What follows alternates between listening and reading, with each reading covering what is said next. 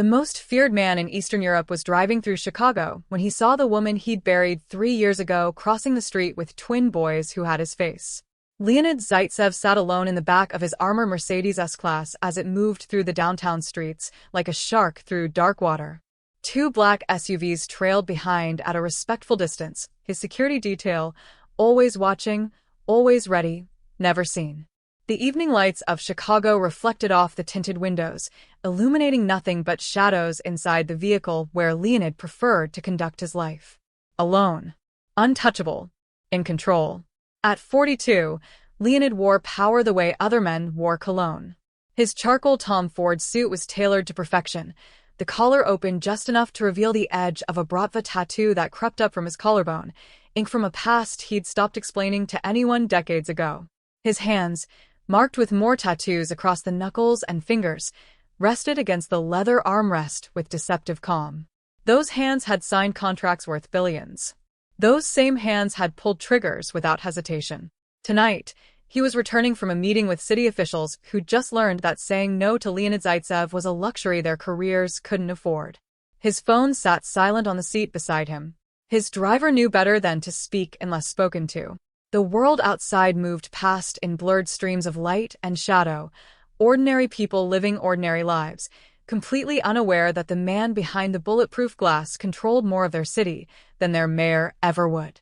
Leonid's mind was already calculating tomorrow's moves, a weapons shipment arriving at the ports, a politician who needed reminding of past favors, a rival organization that had made the mistake of encroaching on his territory in Milwaukee. The traffic light turned red. The crosswalk filled with pedestrians. A teenager texting. A businessman checking his watch. A homeless man pushing a shopping cart. People moving through their evening routines, their small lives playing out in the spaces between Leonid's empire.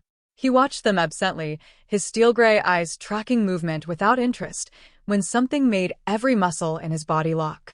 A woman was crossing the street. She moved slowly, carefully, her hands gripping the small fingers of two boys walking beside her.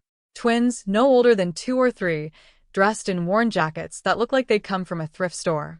The boy on her left wore a tan jacket over a faded shirt. The boy on her right wore a dark jacket, his small face serious and alert. Both had dark hair that fell across their foreheads. Both had eyes that scanned the street with a wariness that children that young shouldn't possess. They looked like they'd been trained to watch for danger. The woman looked like she'd been the one training them. Her face was thinner than Leonid remembered. Sharper. Carved down by exhaustion that went bone deep. Her blonde hair, once carefully styled, now hung loose and messy around her face. Dark shadows circled her eyes. Her tan jacket was clean but faded at the seams. Her jeans had been mended at the knee. Everything about her appearance screamed survival, not comfort. She looked like someone who'd been fighting a war with no allies and no relief. Even from this distance. Even with her head slightly down, focused on the children. Even after 3 years of forcing himself to believe she was dead. Leonid knew that face. Carla Crawford. His former lover. The woman who had vanished from his penthouse 3 years ago without warning, without explanation, without a trace. The woman he'd spent 6 months tearing apart the underworld to find. The woman he'd assumed had been killed, either as punishment aimed at him or because she'd learned too much about his operations. The ghost who'd haunted every silent hour since. Alive. And the boys. Leonid's predator instincts cataloged every detail with brutal efficiency. The boy on the left had his jawline, strong, defined, even at that age. The boy on the right had his mouth, the same serious set to his lips that Leonid saw every morning in the mirror. Both had dark hair the exact shade of his own. Both moved with a cautious awareness, their eyes tracking cars and shadows like small soldiers. They looked about 2 years old, maybe approaching 3. The timing was exact. 3 years ago, Carla had disappeared from his life the same night he'd fallen asleep beside her, believing for the first time in his adult life that maybe, he could have something beyond power and fear. He'd woken to find her gone. Her phone left behind. Her clothes still in his closet. No note. No goodbye. Just absence where she'd been. His people had found nothing. Not a body. Not a witness. Not a trail. Just a woman who'd evaporated like smoke.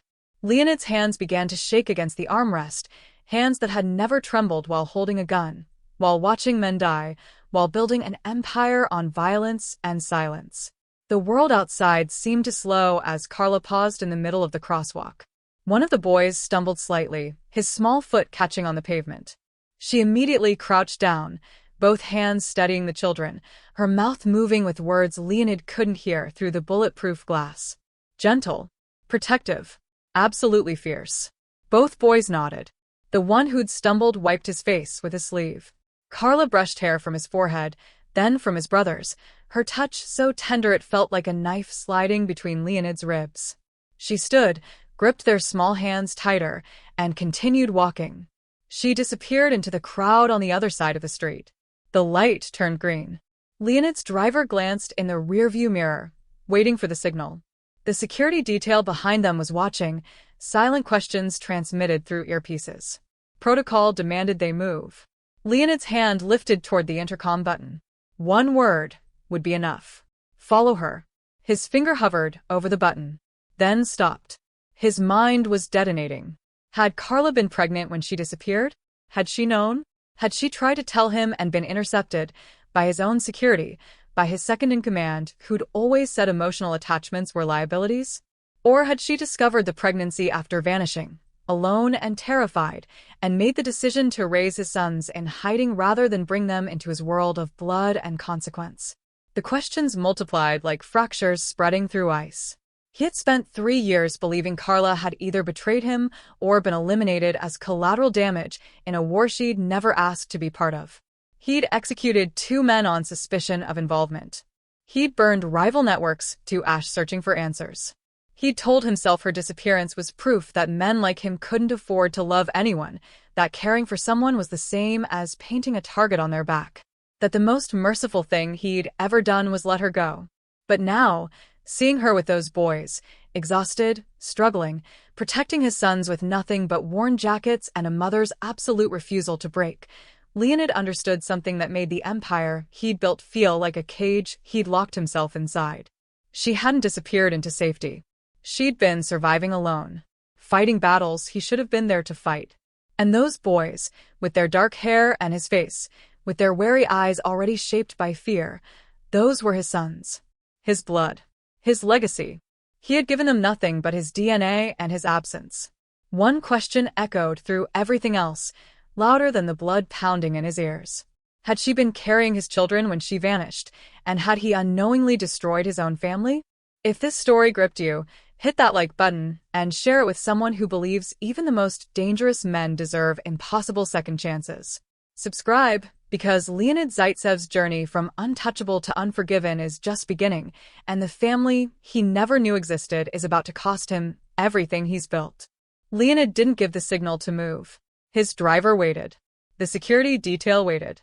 The city moved around them while Leonid sat frozen in the back of his armored Mercedes, staring at the empty crosswalk where Carla Crawford had just shattered 3 years of carefully constructed certainty. "Sir?" The driver's voice came through the intercom, tentative. "Are we proceeding?" Leonid forced his hand away from the button. "Yes." The car moved forward. The SUVs followed. Chicago continued its evening rhythm, unaware that the most dangerous man in the city had just had his entire world split open by a woman and 2 children crossing a street. Leonid's reflection stared back at him from the tinted window, cold eyes, hard jaw, the face of a man who'd spent decades perfecting the art of feeling nothing. But his hands were still shaking. His pulse was still hammering against his ribs like it was trying to escape. Carla Crawford was alive.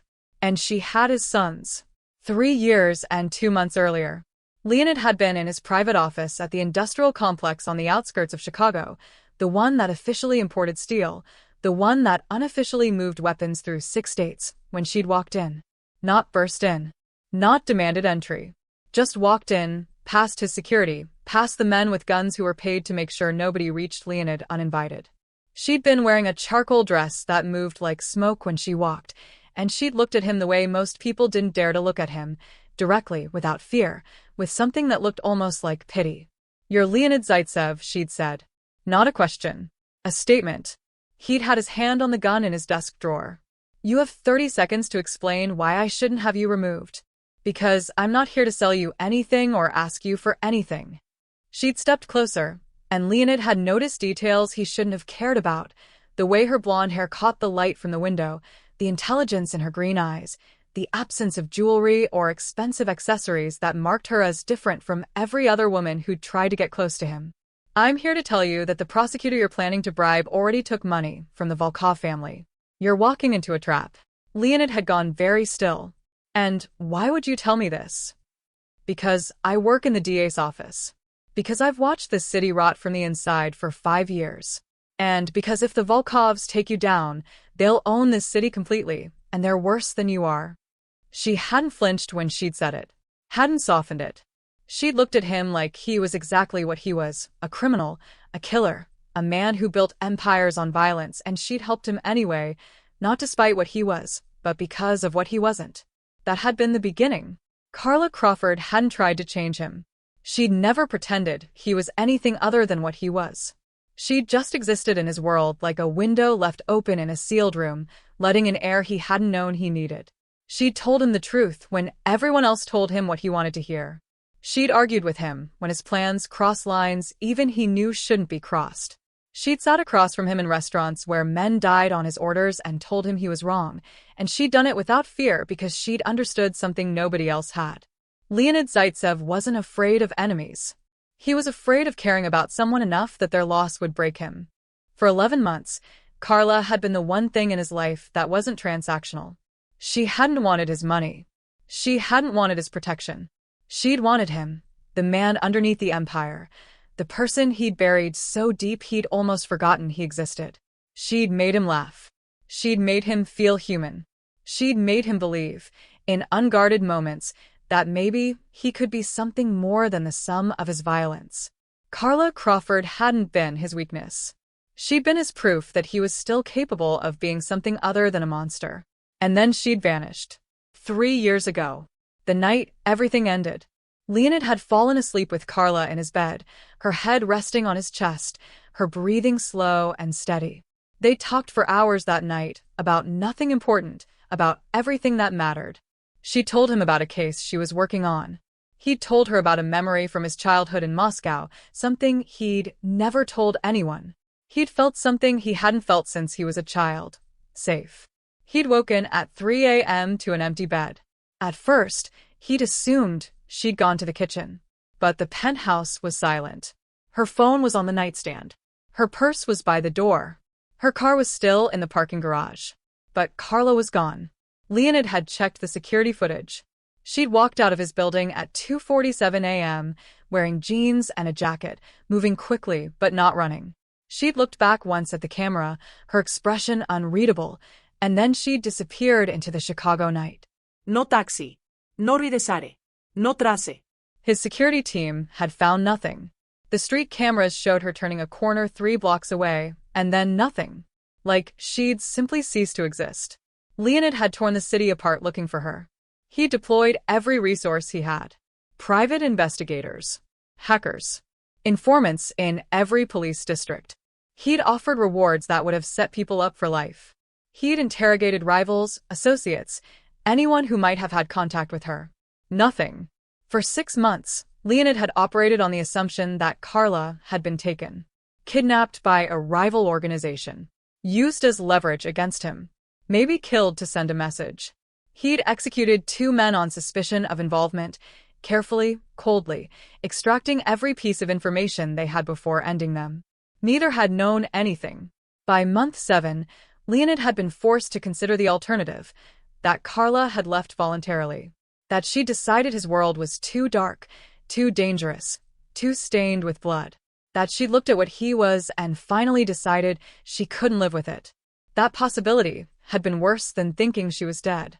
Because if she'd chosen to leave, it meant she'd seen something in him that made her run, and it meant she was somewhere in the world, alive and free, living a life that was better without him in it. So Leonid had done what he always did with pain he couldn't control. He'd buried it. He'd thrown himself into expansion, into consolidation, into the brutal mathematics of empire building. He'd negotiated new routes through Eastern Europe. He'd eliminated 3 rival organizations. He'd built his power higher and wider until it was so vast that no one would ever be able to threaten him again. He'd convinced himself that Carla Crawford had been a lesson, proof that emotional attachments were vulnerabilities, that love was just another word for leverage, that the only way to survive in his world was to care about nothing except power. He'd spent 3 years building walls so high that nothing could ever reach him again. And then tonight, a red light and a crosswalk had demolished everything. Present. Leonid's penthouse. 11:47 p.m. Leonid stood at the floor-to-ceiling windows of his penthouse, looking out over Chicago's glittering skyline. The city spread below him like a kingdom he'd conquered.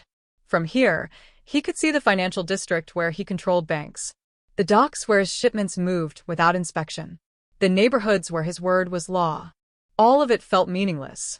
He'd been standing there for 2 hours, replaying the crosswalk moment over and over in his mind. Carla's face, the exhaustion in her posture, the protective way she'd held those boys' hands. His sons. The boys had his face, his eyes, his blood. Leonid's reflection in the window looked like a stranger, a man who'd spent 3 years believing he'd lost everything, only to discover he'd never even known what he had. His phone buzzed. A message from Victor, his second-in-command. The Detroit matter is resolved. 3 witnesses eliminated. No trace. Leonid stared at the message. This was his life. This was what he'd chosen when he'd let Carla go: violence, control, isolation. A world where problems were solved with bullets and silence. And somewhere in this same city, Carla was putting those boys to bed. Reading them stories, maybe. Checking the locks on doors that probably weren't strong enough. Living a life that should have included him. He dialed a number. Kirill. His voice was steady, emotionless. I need surveillance on a section of downtown Chicago. West Loop area, near the crosswalk at Madison and Halsted. Surveillance on who? Kirill asked. Not on anyone. On the area. Traffic patterns. Pedestrian routines. I want to know what businesses are there, what routes people use, what time foot traffic is heaviest. A pause. Sir, this is unusual. What are we looking for? Information, Leonid said. And Kirill, this stays between us. No reports to Victor. No team involvement. Just you. Understood. Leonid ended the call. He couldn't approach Carla directly. If she'd been hiding from him for 3 years, there was a reason. If she'd vanished while pregnant with his children, there was a reason.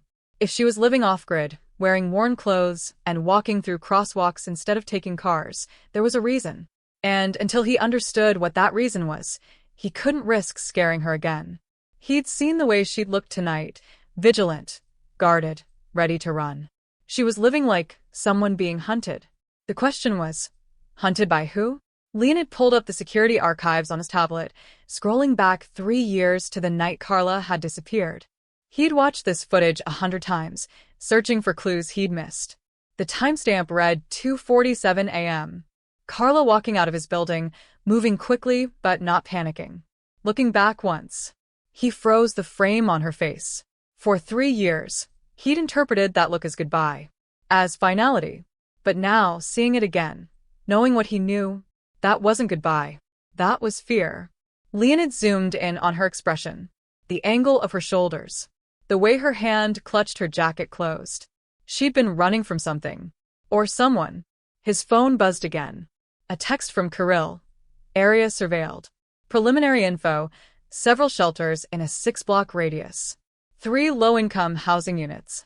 Multiple cash-only businesses. Good place to stay invisible. Leonid typed back. Find out if anyone's been watching that area. Old surveillance. Rival organizations. Anyone showing interest in the neighborhood in the past 3 years. On it. Leonid set the phone down and returned to the window. Carla Crawford was alive. She was in Chicago. She was raising his sons in hiding, living off-grid, moving through the world like a ghost. And someone, maybe even someone in his own organization, had made her disappear. The rage that settled over Leonid was cold and precise. Not the hot fury that made men careless. The calculated kind that made men dangerous. If someone in his empire had taken Carla from him, if someone had known she was pregnant and kept it from him, if someone had made the decision to erase her without his knowledge, they would beg for the mercy of a bullet before he was done with them. But first, he needed to understand what had happened. And he needed to do it without putting Carla and his sons in more danger than they were already in. Leonid's phone buzzed one final time. A message from Kirill. Confirmed. Carla Crawford. Off-grid for 3 years. No official residence, no bank accounts, no digital footprint. Working cash jobs, moving between shelters. She's deliberately staying invisible. And sir, she's good at it. If you hadn't seen her tonight, we never would have found her. Leonid read the message twice. Carla Crawford was alive. She was protecting their sons. And she was doing it alone because she believed or knew that his world would kill them.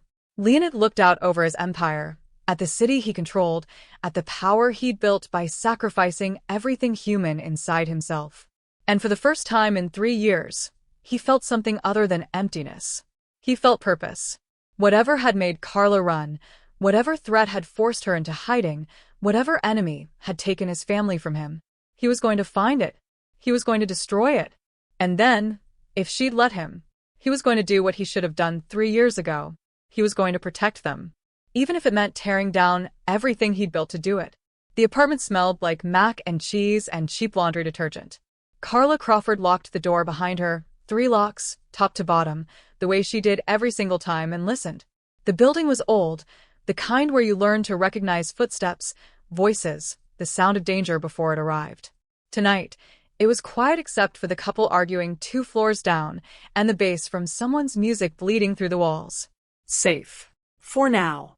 Mama hungry, said Alexei, tugging at her jacket with small, insistent hands. Me too, echoed Dmitri, his twin brother, always echoing, always following. Carla looked down at her sons, 3 years old now, though she sometimes forgot they weren't still babies. Alexei had Leonid's eyes, that pale gray that seemed to see through everything. Dmitri had Leonid's mouth, serious even when he smiled. Both had inherited his dark hair, his strong jaw, his presence. They looked so much like their father had hurt. I know, sweetheart, Carla said, forcing brightness into her voice. Let's get you both fed, okay? The apartment was small, 1 bedroom, a narrow kitchen, a living room that doubled as her bedroom when she pulled out the futon. The walls were thin. The heating was inconsistent. The water pressure was a joke. But it was clean. It was paid for in cash. And most importantly, it wasn't connected to her real name. Here, she was Claire Miller. Single mother. No history. No digital footprint. Just another struggling woman in a city full of them. Invisible. Carla had gotten good at invisible. She heated up the mac and cheese on the hot plate, the stove didn't work, and she couldn't afford to have the landlord come in to fix it, while the twins played on the worn carpet with the wooden blocks she'd found at a thrift store. They were building something, narrating in the private language they developed, the way twins sometimes did. Alexei was the planner. Dmitri was the builder. They worked together with a coordination that would have been beautiful if it didn't remind Carla so much of the man she'd run from. The man she'd loved. The man who'd nearly gotten her killed. She pushed the thought away and focused on the mac and cheese, stirring mechanically, watching the cheap pasta bubble in powdered cheese sauce that probably had more chemicals than dairy. This was her life now. This had been her life for 3 years. And she was grateful for it. Because her sons were alive. After dinner, Carla bathed the twins in the narrow tub, scrubbing away the day's dirt with dollar store soap while they splashed and laughed. Alexei was careful with the water, always conscious of making a mess. Dmitri was chaos, soaking everything, including Carla. Different personalities already forming. Different souls, finding their shape. She wondered what they'd become. She wondered if they'd hate her someday for raising them like this, in poverty, in hiding, in constant fear. She wondered if they'd understand that this life, as hard as it was, had kept them breathing. Mama, story. Alexei demanded as she tucked them into the single bed they shared. She'd tried separate sleeping arrangements, but they'd cried until she'd given up. They needed each other, the way she'd once needed Leonid. What story tonight? Carla asked, sitting on the edge of the bed. Dragon, Dmitri said immediately. No, night, Alexei countered. Carla smiled. How about a dragon and a knight? They settled in, their small bodies warm against her sides, and she told them a story she made up as she went, about a knight who befriended a dragon instead of fighting it, about how sometimes the strongest thing you could do is walk away from a battle. She wasn't sure if she was telling the story to them or to herself. When they finally fell asleep, Carla extracted herself carefully and pulled the thin blanket up to their chins. She stood there for a long moment, watching them breathe, watching the rise and fall of their small chests. 3 years ago, she'd left everything to keep them safe. She'd do it again. She'd do it every single day for the rest of her life. Carla made herself instant coffee, the cheap kind that tasted like dirt but had enough caffeine to keep her functional, and sat on the futon, staring at the cracked ceiling. 3 years, and she could still see Leonid's face with perfect clarity. The way he'd looked at her the first time they'd met, calculating, dangerous, curious. The way his expression had shifted over months from suspicion to something that looked almost like tenderness. The way he'd touched her like she was the only real thing in his world of violence and lies. She'd loved him. God, she'd loved him so much it had felt like drowning. And she believed, stupidly, naively, that love would be enough. That she could exist in his world without becoming a target. That he'd protect her the way he protected his empire. She'd been wrong. 3 years ago, 2 weeks before she ran, Carla had discovered she was pregnant on a Tuesday. She'd taken the test in the bathroom of the DA's office, her hand shaking so badly she could barely read the result. Positive. She'd taken 3 more, just to be sure. All positive. She'd been carrying Leonid Zaitsev's child. Children, she'd learned later. Twins. For exactly 8 hours, Carla had been happy. Terrified, but happy.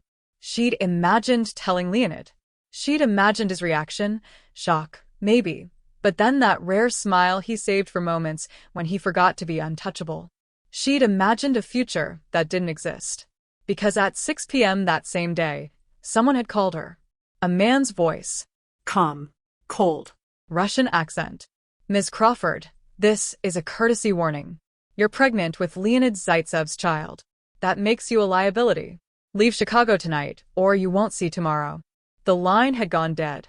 Carla had stood frozen in her apartment, phone in hand, heart hammering. A courtesy warning. From someone inside Leonid's organization.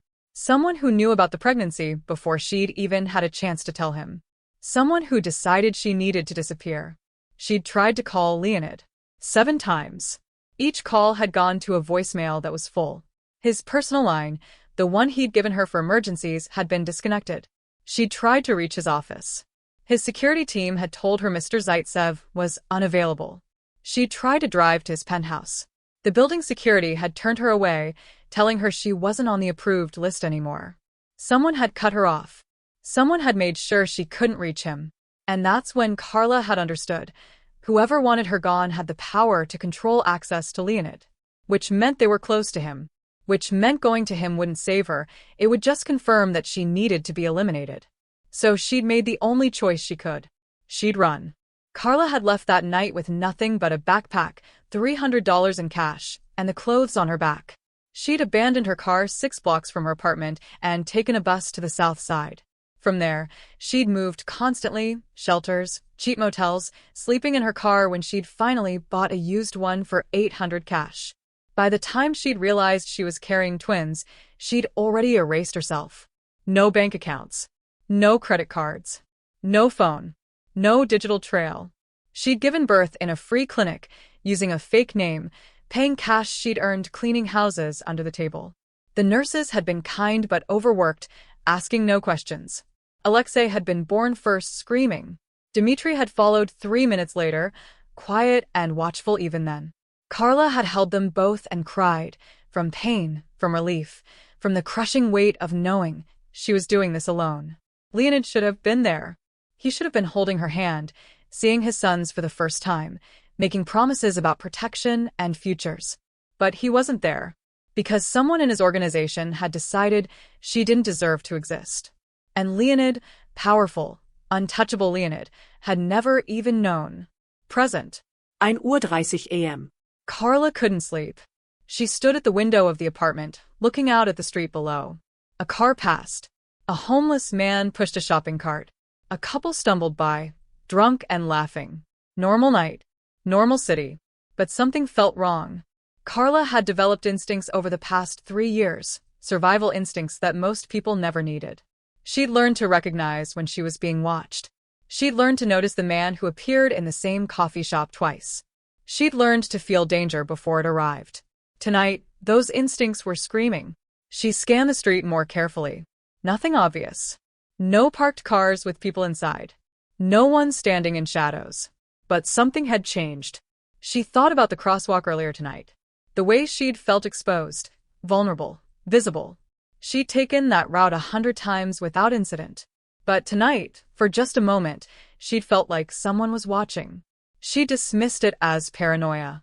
Now, she wasn't so sure. Carla moved away from the window and checked the locks again. All secure. She checked the twins, still sleeping, peaceful, unaware. Maybe she was imagining things. Maybe 3 years of running had made her see threats that didn't exist. Or maybe the life she'd built was about to collapse. She returned to the window one more time, pulling the curtain back just an inch. And then she saw it. Across the street, 3 floors up, in a building she'd checked a dozen times, a window that had always been dark was now lit. And in that window, just for a second, she saw the silhouette of someone standing there, watching. Carla's blood went cold. She'd been found. After 3 years of running, of hiding, of building a life off-grid, someone knew where she was. She didn't know who. She didn't know why now, after all this time. But every instinct she had was screaming the same thing. Run. Leonid sat in his private office at 3 a.m., surrounded by documents that shouldn't exist. Birth records, medical files, hospital admission logs, immigration records from 3 years ago, security footage from a dozen clinics across Chicago's South Side. All acquired through channels that left no trace, all analyzed with the cold precision of a man who built empires on information. The twins were his. He'd known at the moment he'd seen them in that crosswalk, but knowing and proving were different things. Leonid didn't operate on instinct alone. He operated on certainty, on evidence that could withstand scrutiny. Now he had that evidence. On his desk sat a photograph, grainy, pulled from a free clinic security system, showing Carla 9 months pregnant, checking in under the name Claire Miller. The timestamp read February 14th, 3 years ago. The twins' birthday. Leonid did the math for the 100th time. Conception would have been mid-May, 3 years and 9 months ago. He knew the exact date. May 18th. The night he'd taken Carla to his lake house, the only property he owned that wasn't built for business. The night they talked until sunrise about futures that didn't exist and lives they'd never live. The night he'd let himself believe, for a few hours, that he could be something other than what his blood demanded. The timeline was perfect. The evidence was irrefutable. But it was the photographs that destroyed any remaining doubt.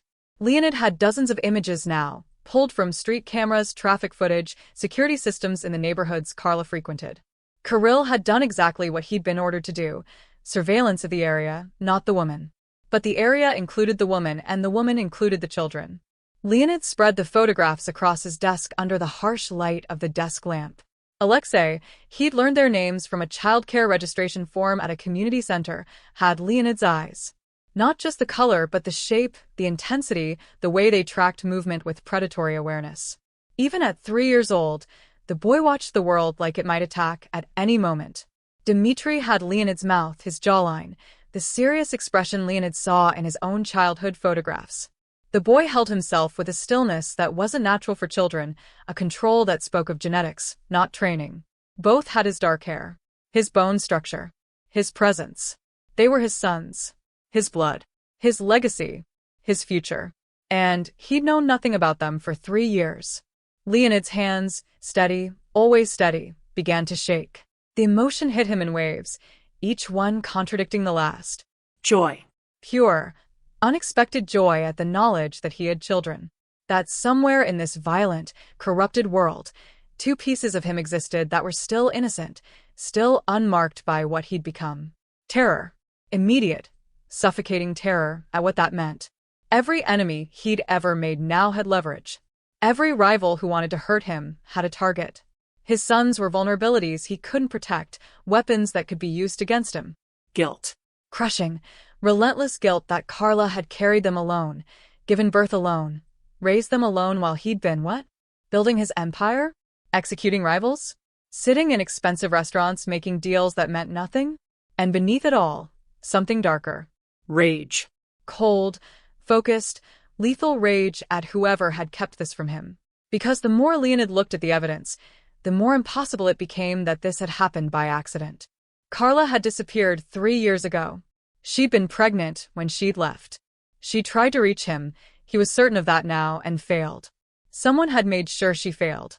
Someone had decided that Leonid Zaitsev didn't need to know he was going to be a father. Someone in his organization had made that choice. And Leonid was going to find out who. 6 Uhr morgens. Leonid's office. Viktor Sokolov arrived precisely on time, the way he always did.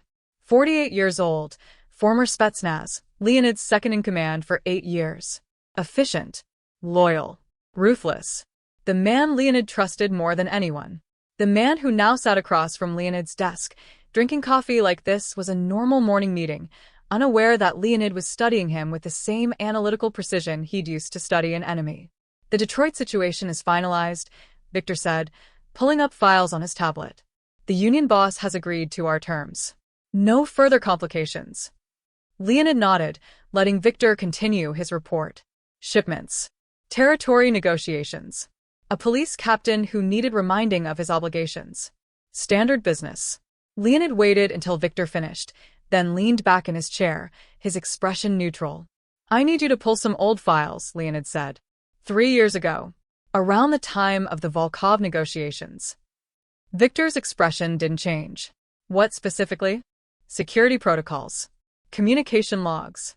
Who had access to my personal phone lines, my schedule, my penthouse security. A pause. Small but there. That's a lot of data. What are we looking for? Inconsistencies, Leonid said. I've been reviewing old operations, and something doesn't add up. I want to see who had the authority to redirect calls, change access lists, modify security clearances without my direct approval. Viktor set down his coffee. Are you suggesting there was a breach? I'm suggesting I want the information. Another pause. Viktor's eyes narrowed slightly, calculating. This is about 3 years ago, specifically? Yes. Around the time Carla Crawford disappeared. Leonid's expression remained stone. Among other events. Viktor studied him for a long moment. Then he nodded. I'll have the files on your desk by tonight.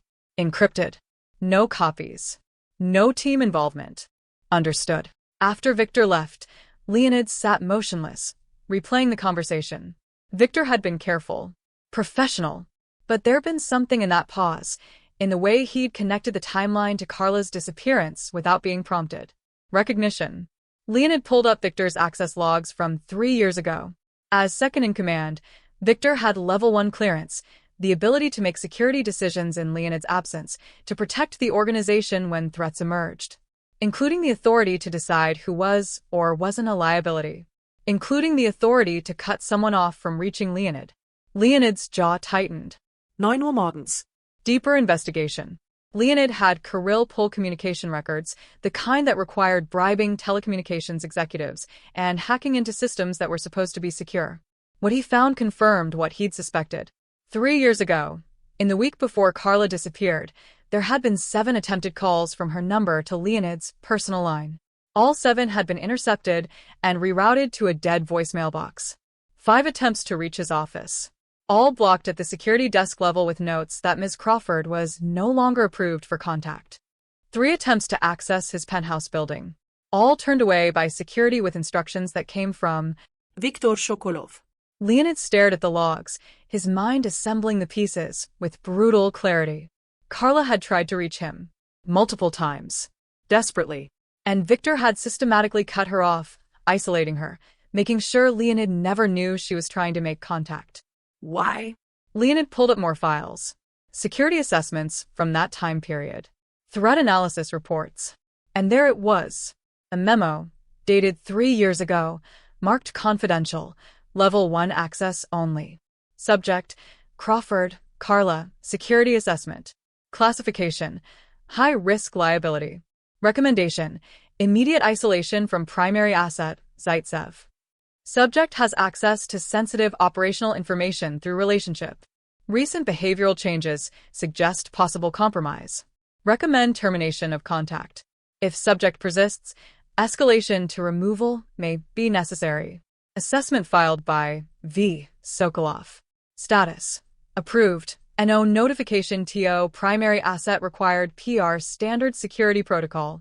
Leonid read the memo 3 times. Victor had classified Carla as a liability. Victor had isolated her from Leonid.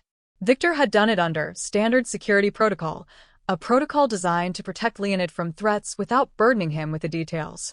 A protocol Leonid himself had approved years ago, back when he believed that personal attachments were weaknesses that needed to be eliminated before they became problems. Victor hadn't betrayed him.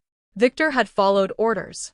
Orders Leonid had given him, implicitly, through years of teaching Victor that nothing personal could survive in their world. The realization hit Leonid like a bullet to the chest. He had done this. Not directly. Not consciously. But through the culture he'd created, the protocols he'd established, the cold, ruthless efficiency he'd demanded from everyone around him. Victor had looked at Carla Crawford, pregnant with Leonid's children, trying desperately to reach him, and seen only a liability that needed to be contained. Because that's what Leonid had trained him to see. Noon. Leonid alone. Leonid stood at the window of his office, looking out at the city he controlled. He'd spent 3 years believing Carla had abandoned him. 3 years building walls, eliminating vulnerabilities, making himself untouchable. And all that time, she'd been out there, alone, pregnant, terrified, because his own organization had decided she was a threat. Because he had built an organization that operated on the principle that love was liability. His sons had grown up in poverty, in fear, in hiding, not because of an enemy's attack, but because Leonid's own second-in-command had followed the philosophy Leonid had spent decades enforcing. The rage that filled Leonid now wasn't hot or chaotic. It was arctic, surgical, absolute. Victor Sokolov had followed protocol. He'd acted to protect Leonid's empire. He'd made the decision any good soldier would make when faced with a potential threat. But he'd also taken Leonid's family from him. And for that, there would be consequences. Not immediately, not recklessly, but consequences nonetheless. 6 p.m. Decision point. Leonid sat in his office, surrounded by evidence of his son's existence. Photographs, medical records, security footage of Carla struggling through grocery stores with 2 toddlers in a shopping cart, walking to free clinics, standing in line at food banks, raising his children with nothing while he'd had everything. He could confront her now. He had the resources to find her exact location. He could send a car, his security team, have her and the boys brought to him within the hour. He could force the confrontation, demand answers, reclaim what was his. But Leonid had learned something in the past 48 hours.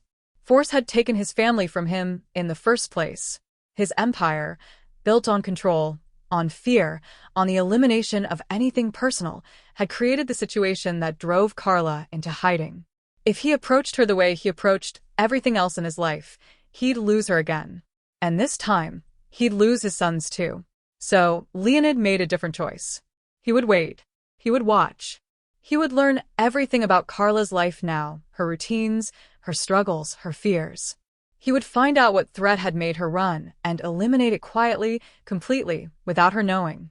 And then, when the danger was gone, when he could prove to her that he understood what he'd lost and what he'd become, then he would approach her.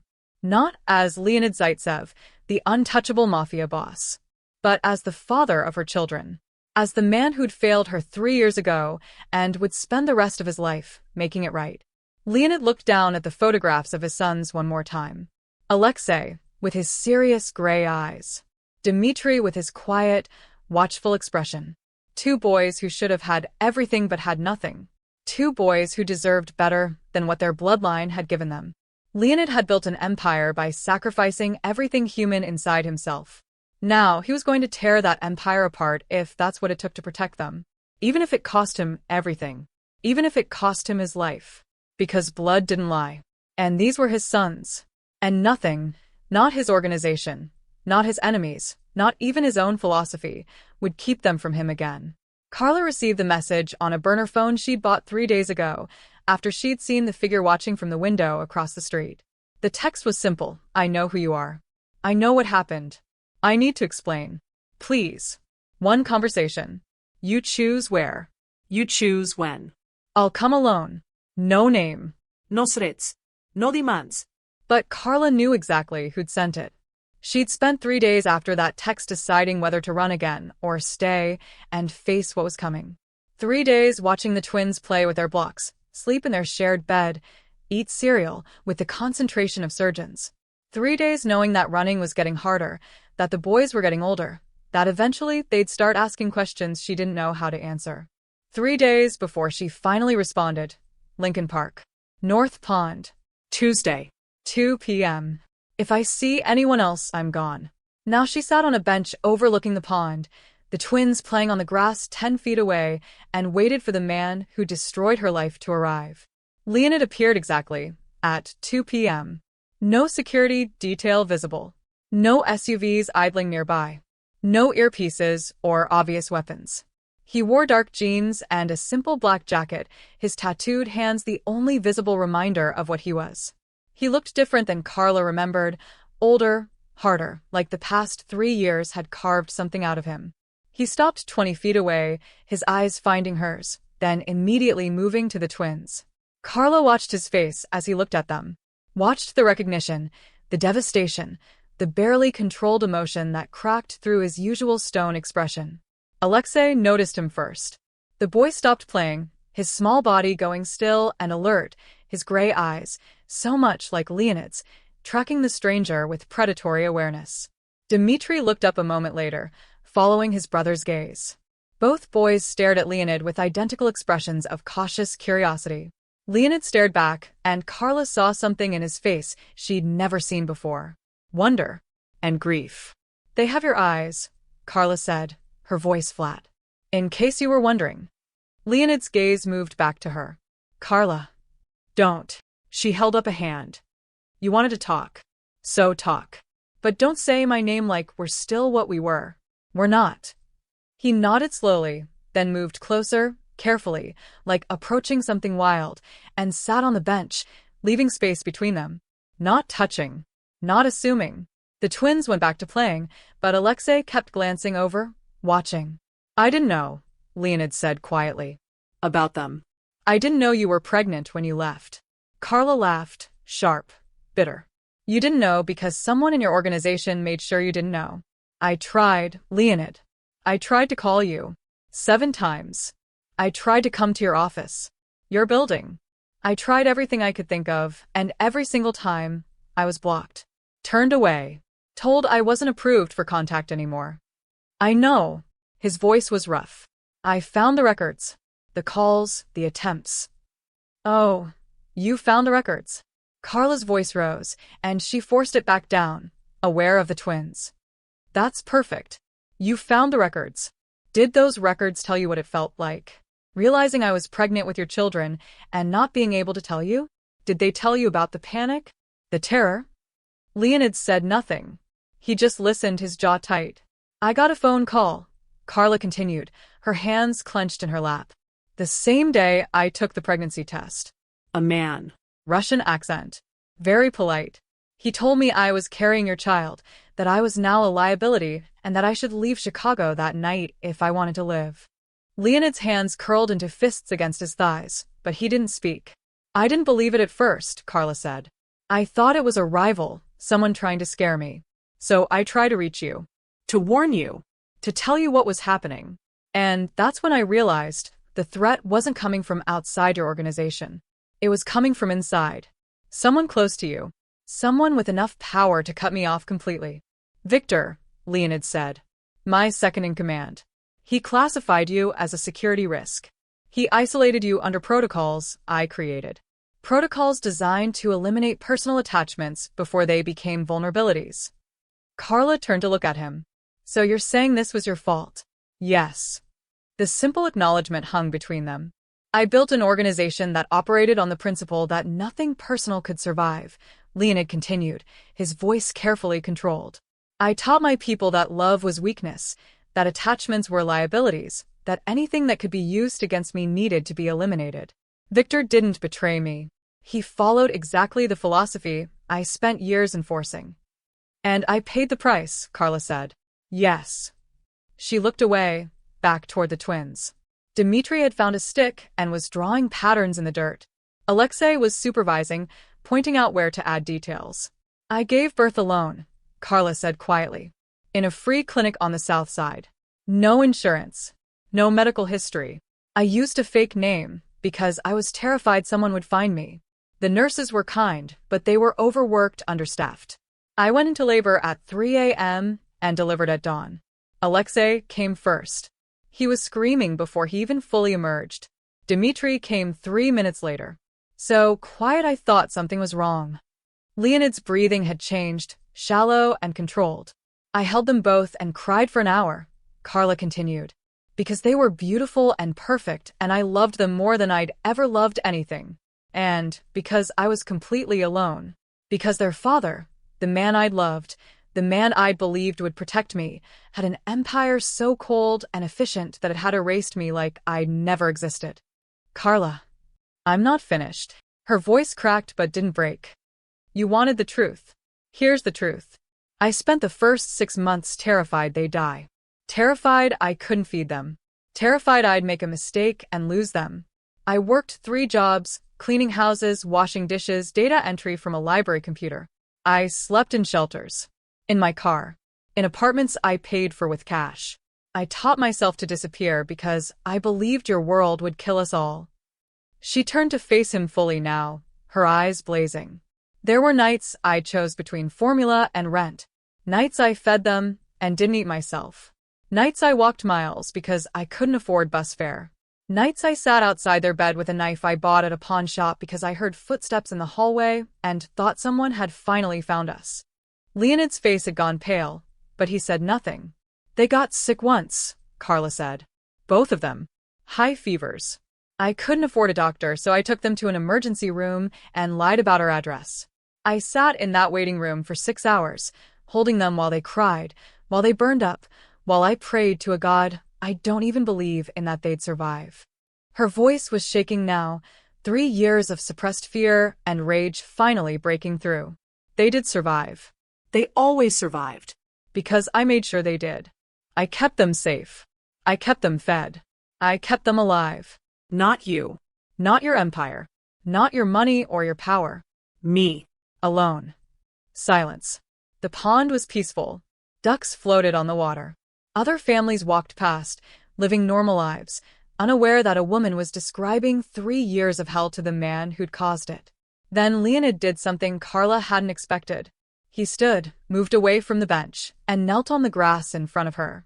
Not the calculated kneel of a man trying to manipulate. Not the performance of someone who knew the right move to make.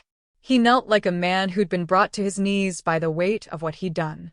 I'm sorry, he said, and his voice was raw in a way Carla had never heard. I'm sorry for what happened to you. I'm sorry for what I built. I'm sorry for every night you were afraid. Every choice you had to make alone. Every moment you believed I'd abandoned you. Carla stared at him, this man who'd never apologized for anything, who'd built an empire on refusing to show weakness. I can't undo it, Leonid continued. I can't give you back the 3 years I should have been there. I can't erase what you went through. But I can tell you this, I didn't know. I didn't know you were trying to reach me. I didn't know you were pregnant. I didn't know Victor had classified you as a threat. I woke up and you were gone, and I spent 6 months tearing the city apart looking for you. And then you stopped, Carla said. And then I convinced myself you'd chosen to leave. That you'd looked at what I was and decided you couldn't live with it. That possibility was worse than thinking you were dead, but I accepted it. I buried it. I built my walls higher and told myself it was proof that men like me don't get to have what normal people have. He looked past her at the twins, his expression breaking. I didn't know I had sons, he said quietly. I didn't know they existed until I saw you in that crosswalk 4 days ago. And the moment I realized, the moment I understood what I'd lost. He stopped, his jaw working, and for the first time since Carla had known him, Leonid Zaitsev looked like he was about to break. I don't expect your forgiveness, he said finally. I don't deserve it.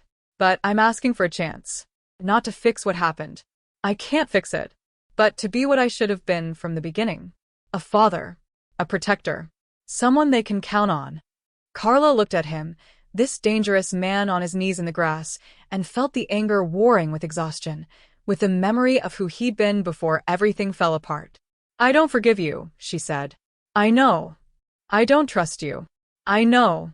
And if you do anything, to put them in danger, I will disappear, and you'll never find us again. I've gotten very good at disappearing. I know.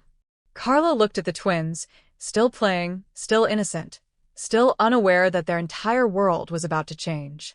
They're not props for your redemption, she said. They're not symbols. They're people. My sons. And if you want to be part of their lives, you do it on my terms. Yes. You don't make decisions about them without me. You don't introduce them to your world. You don't put them anywhere near what you do. Yes. And you prove it, Carla said, her voice hard. You don't just say the right words. You prove you've changed. Every single day. Leonid nodded, still kneeling. Carla looked at him for a long moment, then made a decision she hoped she wouldn't regret. You can stay, she said. You can meet them. But understand something, Leonid, they don't know who you are. They don't know what you are. And they won't. Not yet. Maybe not ever. I understand. And if I see one of your security people, one car following us, one hint that you're surveilling us. You won't, Leonid said. I came alone. No security. No surveillance. Just me. Carla studied his face, looking for the lie, the manipulation, the angle. She found none. Just a man who looked like he'd lost everything and was trying to figure out how to start over. Alexei, she called. Dmitri. Come here. The twins looked up, then ran over with the unself-conscious energy of children, stopping in front of the bench and staring at Leonid with identical curious expressions. Leonid looked at them, really looked at them, and Carla saw his hands shake slightly before he controlled them. Who's that? Alexei asked, pointing at Leonid. Carla took a breath. This is someone I used to know. His name is Leonid. Why is he on the ground? Dmitri asked. A fair question. Leonid slowly stood, but didn't tower over them. He crouched instead, bringing himself to their eye level. Hi, he said, and his voice was softer than Carla had ever heard it. Alexei studied him with those serious gray eyes. You look like us. Yeah, Dmitri agreed. Same hair. Leonid glanced at Carla, and she saw the question in his eyes. What do I say? She didn't help him. You're right, Leonid said finally. We do look similar. Are you Mama's friend? Alexei asked. I was, Leonid said carefully. A long time ago. Are you nice? Dmitri asked. The question was so simple, so direct, so impossibly complicated. Leonid looked at Carla, then back at the boys. I'm trying to be, he said. The twins seemed to accept this. Children had a way of accepting things adults found impossible. Okay, Alexei said. Then, with the casual cruelty of 3-year-olds, we're gonna play now. They ran back to their stick and dirt drawings, already forgetting the stranger who'd just entered their world. Leonid watched them go, his expression unreadable. Carla stood, and Leonid stood with her. This doesn't fix anything, she said quietly. I know. This doesn't mean I trust you. I know. And this could all end tomorrow if you give me a reason. I know. They stood in silence, watching the twins play, two people who'd once loved each other now separated by 3 years of pain and impossible choices. Thank you, Leonid said finally, for letting me stay. Carla didn't respond. She just kept watching her sons, the life she'd built through sheer survival instinct, the fragile piece she created that was now cracking open to let in the most dangerous variable possible. The father they'd never known. The man she'd never stopped loving, even when she'd tried. The empire that had destroyed her, now asking for a second chance. She didn't know if this was the right choice. She didn't know if anything about this situation would ever be right. But she knew one thing. Alexei and Dmitri deserved to know their father, if he could prove he was worth knowing. And Leonid Zaitsev, for all his sins, deserved the chance to try. Even if that chance came with no guarantees, no forgiveness, and no easy resolution. Just the raw, complicated truth between two people who'd both lost everything and were trying to figure out if anything could be rebuilt from the wreckage. The first time Leonid came to Carla's apartment, he stood in the doorway for a full minute, just looking. The peeling paint. The narrow kitchen with the broken stove. The futon that served as Carla's bed. The single bedroom where the twins slept in a bed meant for one. The crack in the ceiling that had been there so long it looked permanent. This was where his sons lived. This was what 3 years of his absence looked like. "You can come in," Carla said, her voice flat. "Or you can leave. But stop staring." Leonid stepped inside. The door closed behind him with a click that sounded too loud in the small space. Alexei and Dmitri were on the floor, building something elaborate with wooden blocks. They glanced up at Leonid, then went back to their construction, unimpressed by the stranger in their home. "They eat dinner at 6, Carla said, moving to the small kitchen. "Mac and cheese tonight. It's what I can afford." Leonid's jaw tightened, but he said nothing. "Bedtime is 8. They share a room, because there's only one bedroom. I sleep out here." She gestured to the futon. "They take baths together because the hot water doesn't last long enough for 2 separate baths. They wear clothes from thrift stores because that's what I can afford." "Carla." "You wanted to be present," she interrupted, meeting his eyes. "This is what present looks like. No penthouse. No staff. No luxury. Just me and them, and whatever I can scrape together to keep us alive." Leonid absorbed this like taking punches. "What can I do?" "Watch," Carla said. "Learn. And don't break anything." Week 1. Failures. Leonid tried to help with dinner the first night. He'd negotiated billion-dollar deals, orchestrated the movements of weapons across continents, commanded men who'd kill on his word. But he couldn't operate a hot plate without nearly burning the mac and cheese. "You've never cooked," Carla observed, not a question. "I've had people for that." "Well, now you don't." She showed him how to stir the pasta, how to judge when the water was boiling, how to add the powdered cheese at the right moment. Simple things. Basic things. Things he'd never needed to know. The twins watched from the floor, their expressions skeptical. Dinner was slightly burned, but edible. The twins ate without complaint, used to worse. Leonid ate what they ate, and tasted poverty for the first time in his life. On the 3rd day, Leonid tried to give Carla money. He pulled out an envelope, cash, $20,000, and set it on the counter. "For rent. Food. Whatever you need." Carla stared at the envelope like it was a snake. No. "Carla." "I said no." Her voice was sharp. "You don't get to buy your way into this. You don't get to throw money at the problem and call it redemption. They need things." "They need a father who shows up," Carla interrupted. "Not a bank account. Not a benefactor. A person. Someone who's here when they're sick, when they're scared, when they wake up from nightmares. Can you be that person, Leonid? Or can you only be the man who writes checks?" Leonid picked up the envelope and put it back in his pocket. The money stayed there, useless. Bath time was chaos. Dmitri splashed water everywhere. Alexei tried to organize the bath toys with the seriousness of a general planning an invasion. Leonid knelt beside the tub, his expensive clothes getting soaked, and tried to help without drowning anyone. "Gentle," Carla instructed from the doorway. "Support his head. Yes, like that."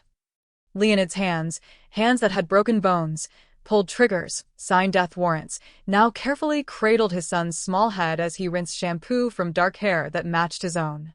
Dmitri laughed, splashing more water into Leonid's face.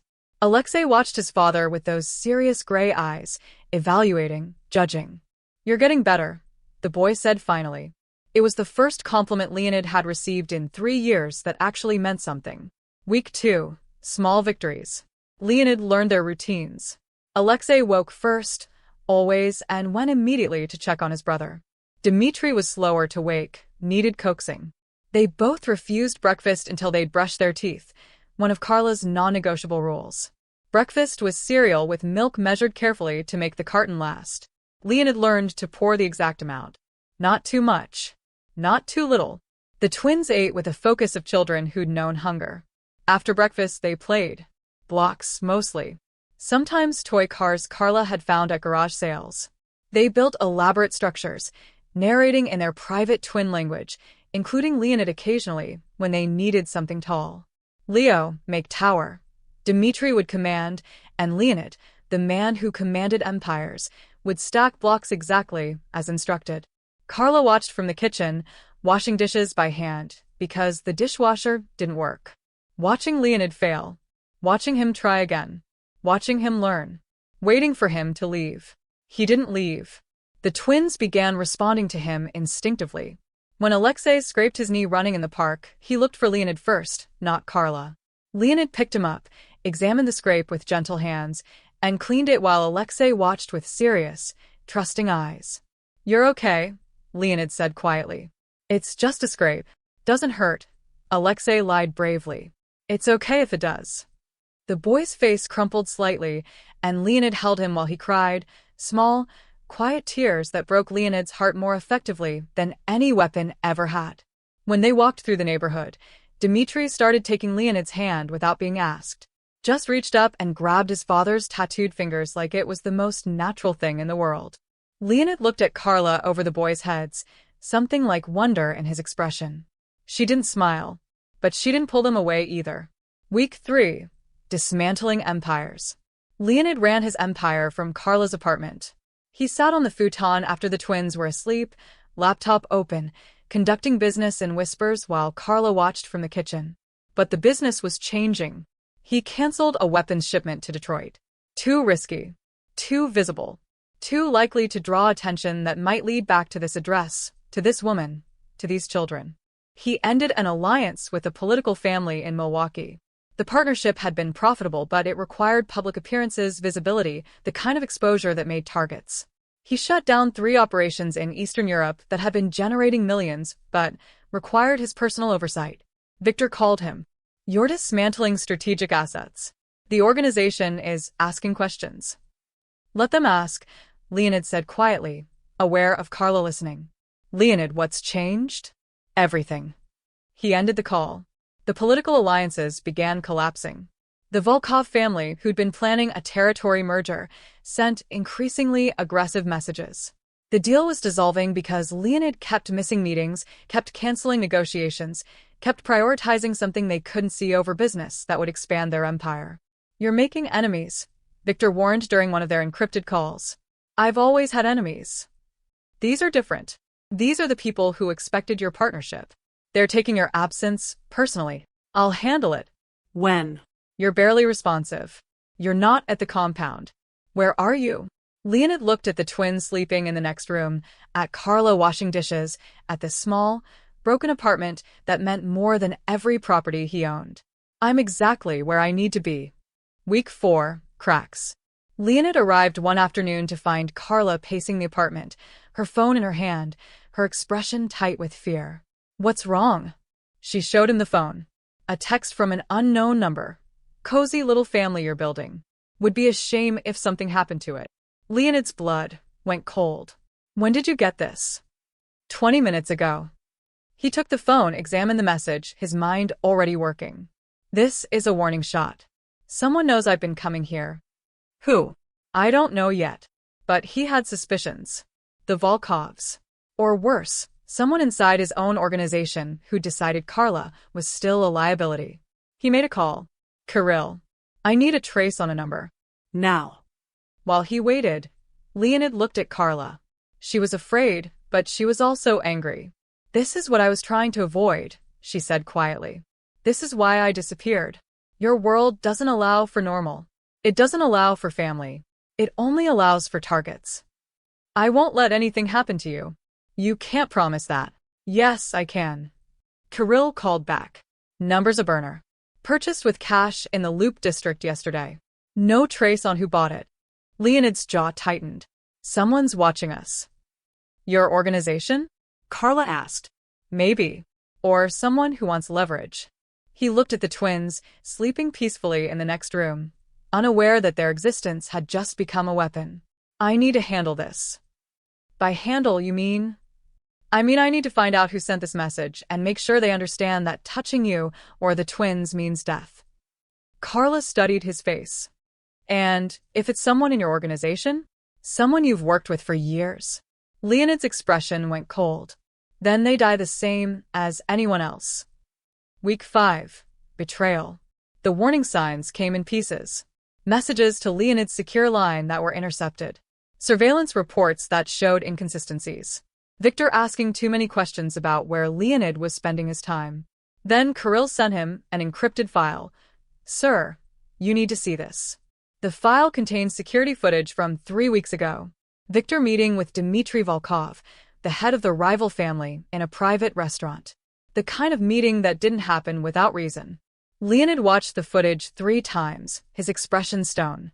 Victor wasn't just asking questions. Victor was feeding information to the Volkovs. And the Volkovs, it seemed, had decided that Leonid's new family was leverage worth exploiting. Leonid sat in Carla's apartment that night, the twins asleep, Carla watching him with growing concern. Something's wrong, she said. Yes. Tell me. He looked at her, this woman who'd survived 3 years alone, who'd built a life from nothing, who'd trusted him enough to let him back in. My second-in-command is working with the Volkovs. They know about you, about the twins, and they're going to use you to force my cooperation. Carla's face went pale. When? Soon. The message was a test, to see if I'd react. Now they know I care. So what do we do? Leonid stood, his mind already working through scenarios, contingencies, the brutal mathematics of war. We end this, he said quietly, before they can act. How? He looked at his sons, sleeping peacefully in the next room. At Carla, standing in this small apartment that had become more important than his empire. By making it very clear what happens to people who threaten my family. Carla stepped closer. Leonid, if you do something violent, if you go to war over us. It's already war, he interrupted. The moment they sent that message, it became war. The only question is whether I fight it on their terms or mine. And if you lose? He met her eyes. I won't. It wasn't confidence. It was certainty. The cold, absolute certainty of a man who'd spent his life surviving impossible situations. But this time, he wasn't just surviving for himself. He was surviving for them. And that changed everything. Outside, in the Chicago night, enemies were gathering. Inside Leonid's organization, betrayal was spreading like poison. And in this small, broken apartment, a family that shouldn't exist was sleeping peacefully, unaware that they'd just become the center of a war. Leonid looked out the window at the city he'd controlled for so long. Tomorrow, he'd begin dismantling everyone who threatened them. Tonight, he'd stay exactly where he was. Learning to be a father. Learning to be present.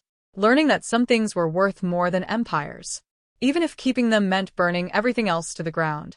The file arrived at 3 a.m. Leonid was still awake on Carla's futon, laptop open, hunting through security feeds and communication logs, when Kirill's encrypted message appeared on his screen. You need to see this. All of it. Now. The attachment was large, years of surveillance data, compiled and cross-referenced. Leonid opened it and felt the floor drop out from under him. Photographs. Hundreds of them. Carla 3 years ago, pregnant, entering the free clinic. Carla 6 months ago, walking the twins through a different neighborhood. Carla 2 months ago, standing in line at a food bank. Carla last week, crossing that same crosswalk where Leonid had first seen her. The Volkovs hadn't just discovered her recently. They'd been watching her for years. Since before the twins were born. Leonid scrolled through the file with growing horror. The surveillance was meticulous, professional, patient. They tracked her movements, documented her routines, cataloged every address she'd used, every shelter she'd stayed in, every job she'd worked. They'd known everything. And they'd waited. A separate document explained why. Strategic asset. Do not engage. Subject. Crawford, Carla. Association. Leonid Zaitsev, former. Status. Potential leverage. Recommendation. Monitor but maintain distance. Asset value increases if Zaitsev remains unaware of her survival. Patience recommended. Dmitry Volkov had known Carla was alive for 3 years. He'd known about the twins.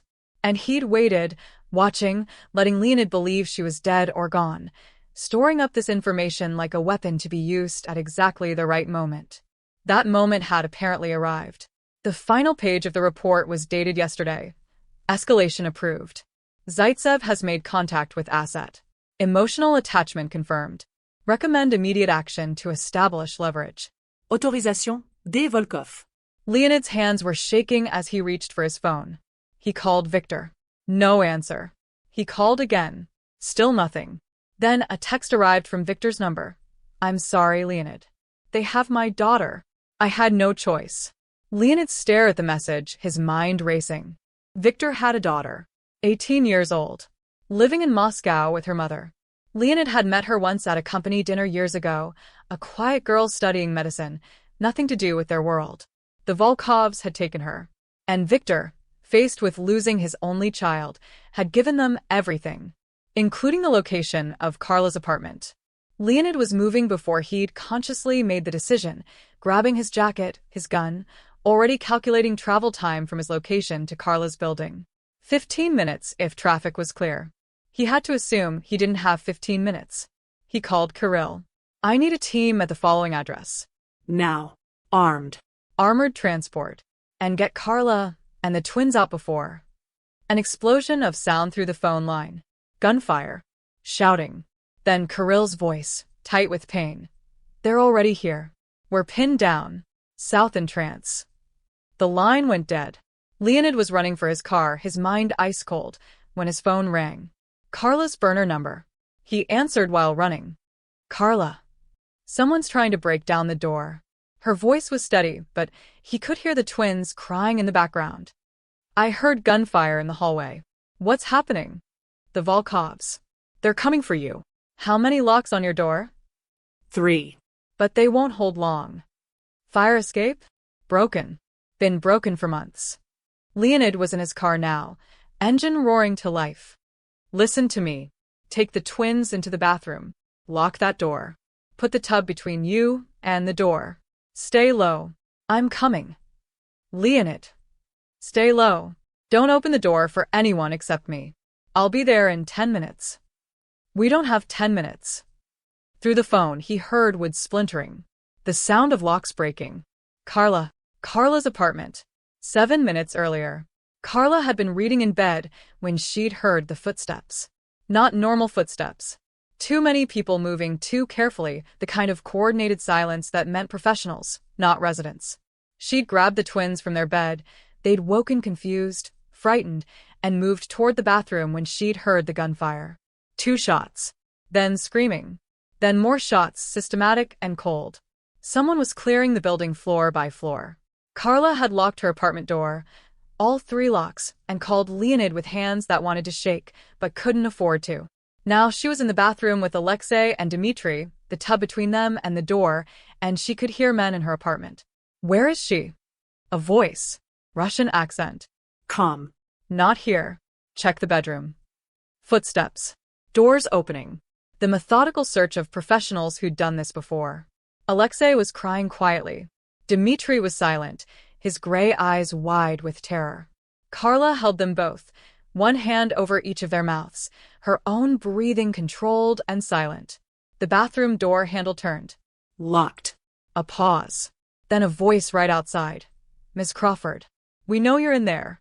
We're not here to hurt you. Mr. Volkov simply wants to have a conversation. Carla said nothing. We can break this door down. Or you can open it. Either way, you're coming with us. But if we have to break it down, the children might get hurt in the confusion. The threat was delivered politely. Professionally. Carla looked at the twins, at their terrified faces, and made a calculation. If she opened the door, they'd take her and use her as leverage against Leonid. The twins would be alone, terrified, probably traumatized. If she didn't open the door, they'd break it down anyway. And, in the chaos, someone might get shot. She made her choice. I'm opening the door, she called. Don't shoot. The children are with me. Very wise, Miss Crawford.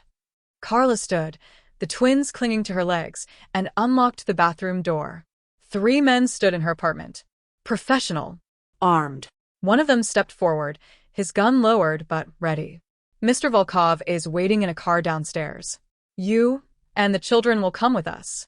If you cooperate, no one gets hurt. And if I don't cooperate? The man's expression didn't change. Then we take you anyway, and the children learn what happens when people don't cooperate. Your choice. Carla looked at Alexei and Dmitri, their small faces pressed against her legs. We're coming, she said. They were halfway down the stairs when the shooting started. Leonid's security team, what was left of it, had regrouped in the building's south entrance. 4 men against the Volkov team's 8, fighting a losing battle but buying time. The man holding Carla's arm pulled her toward the north exit, away from the gunfire. Two other men flanked them, weapons ready. Move faster, one of them ordered. Carla tried, but Dmitri had frozen, terrified by the sounds of violence echoing through the stairwell. She picked him up, Alexei clinging to her other side, and kept moving. They reached the ground floor. The north exit was clear. Outside, a black SUV waited, engine running. The man holding Carla's arm pushed her toward it. Inside. Now. Carla was at the vehicle's door, the twins crying, when she heard tires screaming. Leonid's Mercedes came around the corner at a speed that should have been impossible, sliding to a stop between Carla and the SUV. The door opened. Leonid emerged, and Carla saw something in his face she'd never seen before. Not the cold calculation of a crime boss. Not the controlled violence of a killer. Just raw, desperate fear for his family. "Let them go," Leonid said, his voice carrying across the space between them. The man holding Carla laughed. "Or what? You'll kill us? We're already dead if we return without her. Then you have nothing to lose by walking away." "Neither do you." The standoff held for 3 seconds. Then everything happened at once. Gunfire erupted from the building's south entrance, Leonid's team breaking through. The Volkov men spun toward the threat, weapons rising. Leonid moved. Not toward the enemy. Toward Carla. He crossed the space in 4 strides, grabbed her and the twins, and pulled them behind his car as bullets started flying. Glass shattered. Metal pinged. The twins were screaming. Leonid shielded them with his body, his back to the gunfire, his arms wrapped around all 3 of them. "Stay down," he ordered. "Don't move." More gunfire. Shouting. The distinctive sound of someone falling. Leonid pulled his gun and returned fire blind over the car's hood, not trying to hit anyone, just suppressing, buying seconds. "We need to move," he said. "To the building.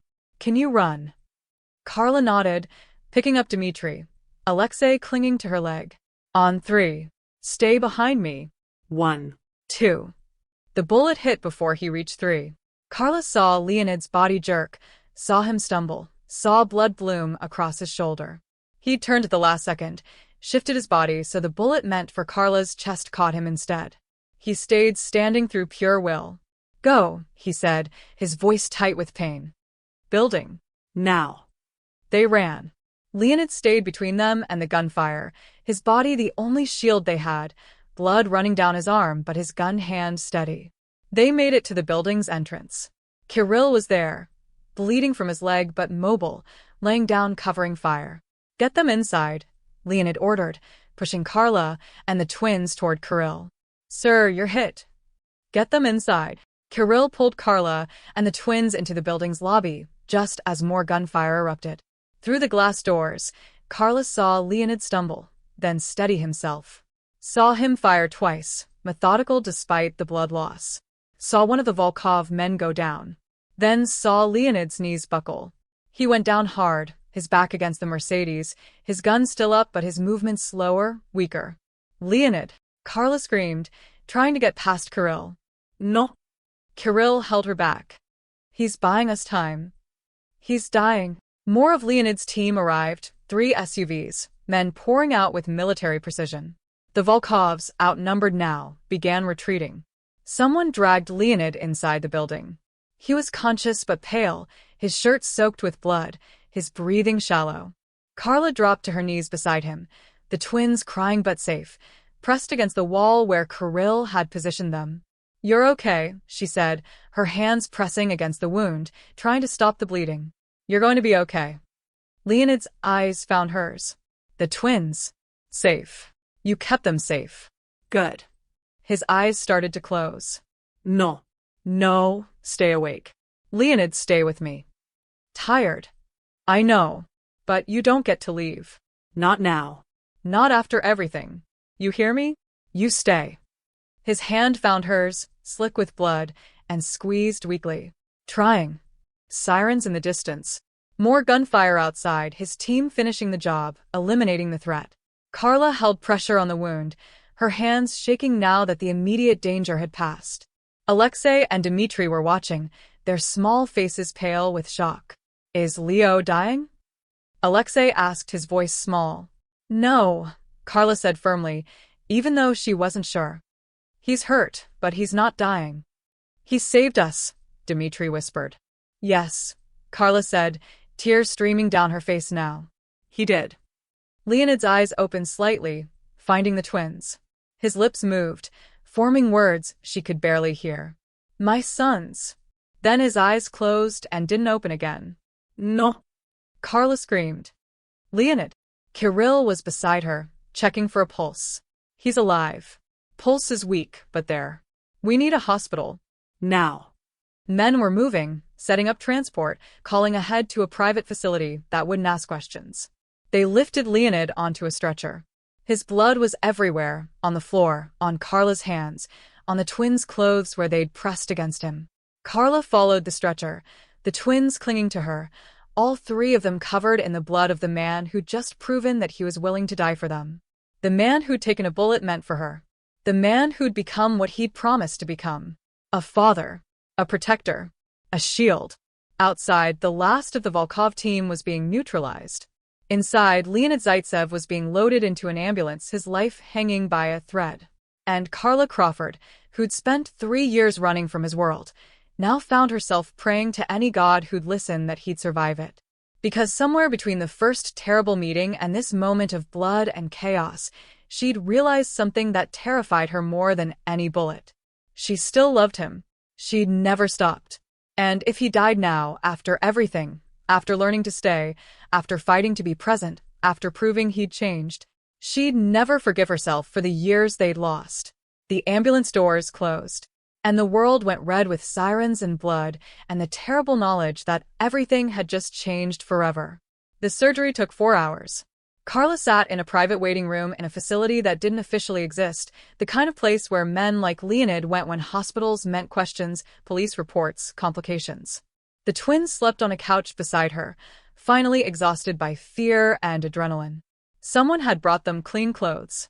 Someone else had brought food that none of them had touched. Kirill stood by the door, his leg bandaged, his face drawn with exhaustion and guilt. He'll survive, Kirill said quietly. The bullet missed everything vital. He lost blood, but he's strong. He'll survive. Carla didn't respond. She just stared at her hands, still stained with Leonid's blood despite washing them 3 times. She kept seeing the moment the bullet hit, the way his body had jerked, the way he'd stayed standing through pure will, kept fighting, kept moving, kept putting himself between danger and his family until his body simply couldn't anymore. He'd taken a bullet meant for her. Without hesitation. Without calculation. Just pure, instinctive protection. The door opened. A surgeon in blood-stained scrubs stepped through. He's stable, the surgeon said. The bullet lodged in his shoulder, missed the subclavian artery by centimeters. We extracted it, repaired the damage. He'll need time to heal, but he should make a full recovery. When can I see him? Carla asked. He's in recovery now. Another hour, maybe 2. He'll be weak, probably in and out of consciousness for the rest of the night. The surgeon left. Carla stayed in her chair, the twins still sleeping beside her, and waited. 2 hours later. Recovery room. Leonid looked smaller in the hospital bed. Not physically, he was still the same man, still built like someone who'd survived through violence and will. But unconscious, pale, connected to machines that beeped his vitals into the quiet room, he looked almost vulnerable. Human. Carla sat in the chair beside his bed and watched him breathe. She'd been so angry at him for so long. Angry for the life she'd lost, for the years she'd spent alone, for the fear and poverty and constant vigilance. But watching him now, this man who'd spent weeks learning to cook mac and cheese, who'd knelt on a park lawn and apologized, who'd taken a bullet without hesitation, she realized something. The anger was still there. But it wasn't the only thing anymore. Leonid's eyes opened slowly, unfocused at first, then finding her. Carla, he said, his voice rough. Don't talk. You need to rest. The twins. Safe. Sleeping in the waiting room. Kirill's with them. Relief flooded his expression, and his eyes closed again briefly. When they opened, they were clearer. The Volkovs. Your team handled it. Kirill said the men who came for us are dead. The rest retreated. Leonid absorbed this. Victor. Missing. Kirill thinks he ran. A muscle tightened in Leonid's jaw despite his weakness. His daughter. The Volkovs took his daughter. He didn't betray me by choice. I know. Carla leaned forward. Kirill told me. He also told me that you've been dismantling your empire piece by piece for the past month. Canceling deals. Ending alliances. Walking away from millions in revenue. Yes. Why? Leonid looked at her with eyes that held 3 years of regret. Because I built that empire by sacrificing everything human inside me. I built it on the principle that personal attachments were weaknesses, that love was liability, that the only thing that mattered was power. His hand moved slightly on the bed, and Carla took it without thinking. And then I saw you in that crosswalk. Leonid continued quietly. And I realized that all that power, all that control, all that carefully constructed empire, it meant nothing. Because the only thing that actually mattered was walking away from me with twins who had my face, and I'd known nothing about them for 3 years. Leonid. Let me finish. His grip tightened weakly on her hand. I need to say this. I need you to understand. Carla nodded. When you disappeared 3 years ago, I told myself it was proof that I was right. That men like me don't get to have love, family, normal lives. I buried the pain and built my walls higher. I convinced myself that your absence was just another lesson in what power demands. He paused, breathing carefully around the pain. But I was wrong. It wasn't power that took you from me. It was fear. My fear. The fear that made me create an organization so cold and efficient that it eliminated you as a threat before I even knew you were trying to reach me. The fear that made me teach my people that nothing personal could survive in our world. You didn't know. I created the system that made it possible. Victor followed my philosophy perfectly. He looked at you, pregnant with my children, trying desperately to contact me, and saw only liability. Because that's what I taught him to see. Carla felt tears sliding down her face.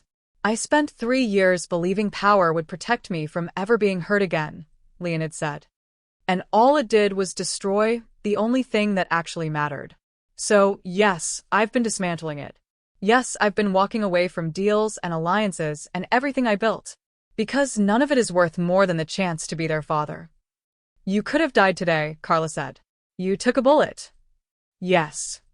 Without even thinking about it. Yes. Why?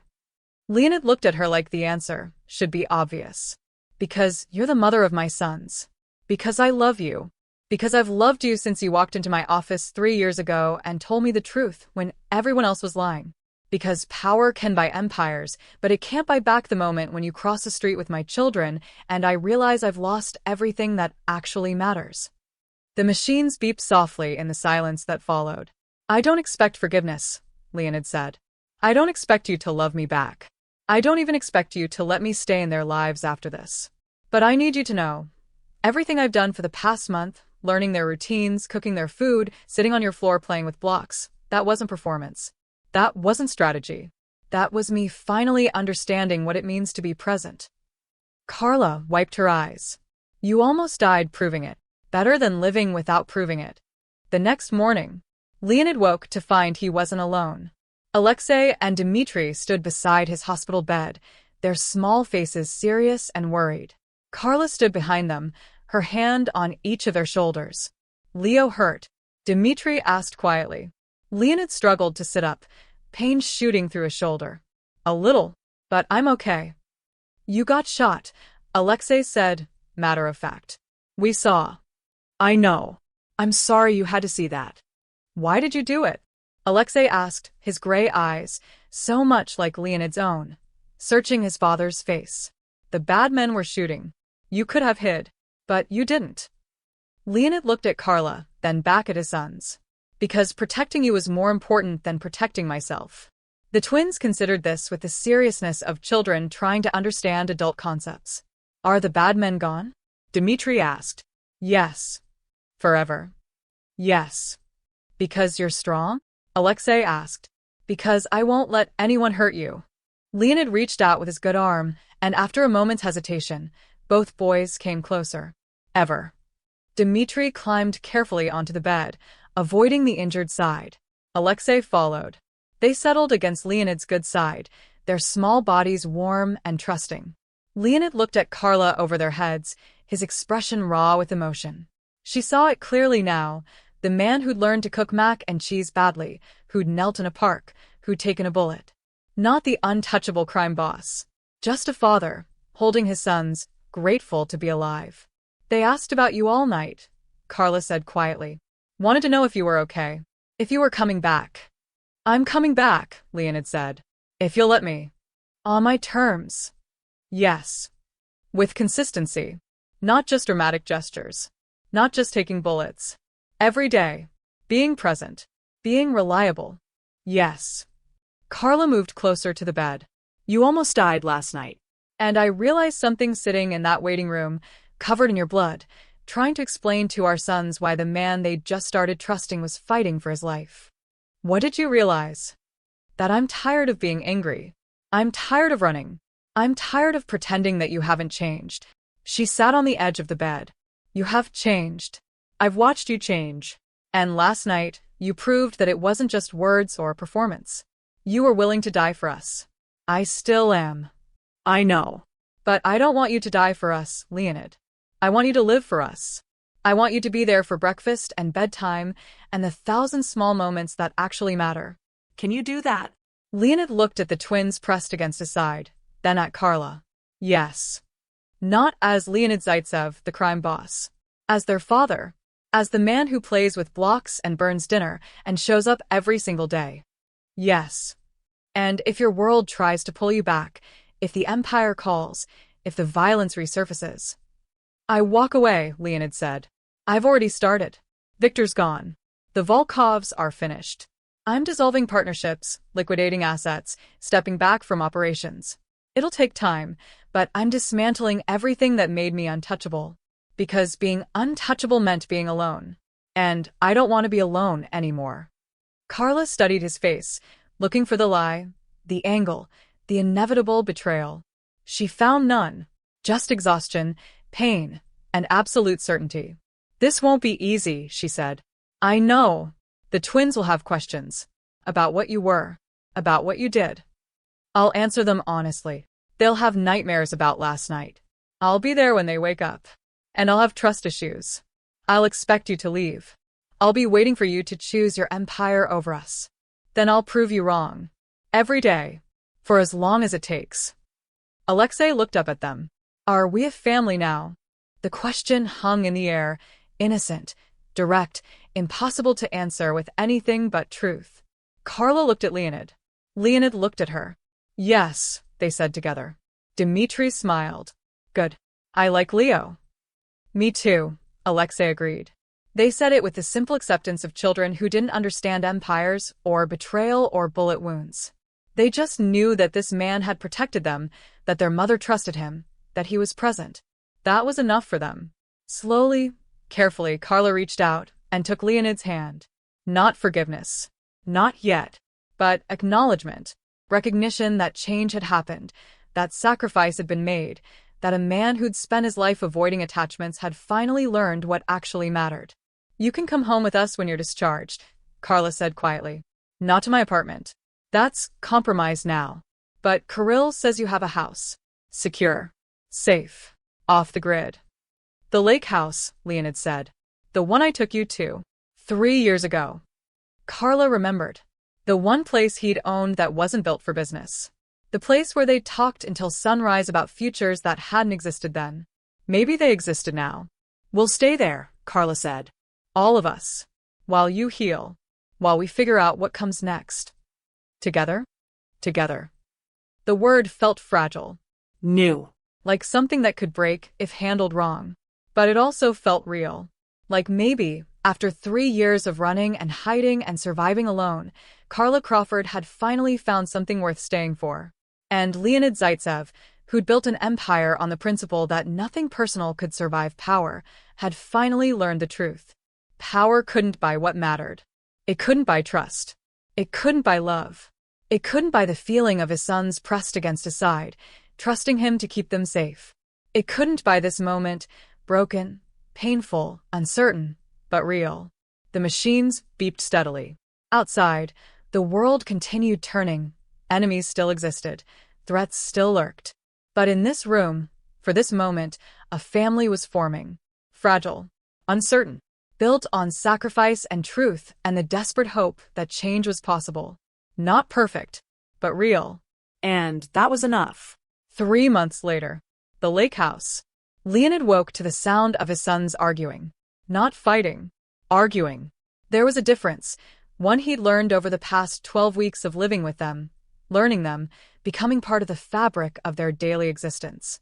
It goes here, Alexei was saying, his voice carrying the authoritative tone of an older sibling even though he was only 3 minutes older than his brother. No, here, Dmitry countered. It's taller that way. They were building something with blocks in the living room. At 6:47 a.m. on a Saturday, Leonid smiled and climbed out of bed. His shoulders still ached when the weather changed, a permanent reminder of the bullet that had nearly killed him, that had instead become the moment everything changed. The scar tissue pulled when he moved wrong, but the physical therapist said he'd regained 90% of his range of motion. He'd take it. He pulled on jeans and a t-shirt, a far cry from the custom suits he'd worn for decades, and padded barefoot into the living room. The lake house was nothing like his penthouse in Chicago. No armor-plated windows. No panic rooms. No security systems that could withstand a siege.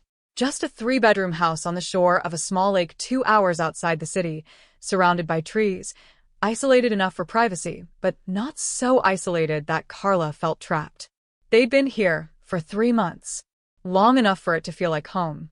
Long enough for the twins to have favorite spots. Long enough for Leonid to learn which floorboards creaked and which windows stuck and how to make coffee the way Carla liked it.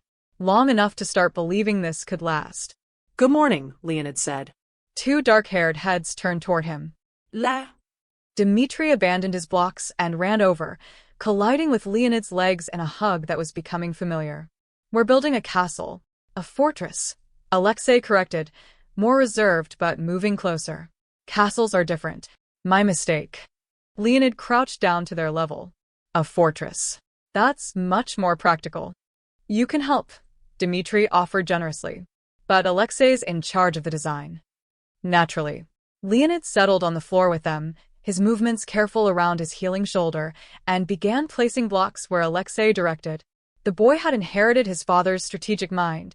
Every block was placed with purpose, every decision calculated for maximum structural integrity. Dmitry had inherited his father's instincts. He knew where weaknesses were before they showed, adding support before structures could collapse. Together, they were formidable. Carla emerged from the kitchen carrying 2 mugs of coffee, her blonde hair pulled back in a ponytail, wearing jeans and one of Leonid's old shirts.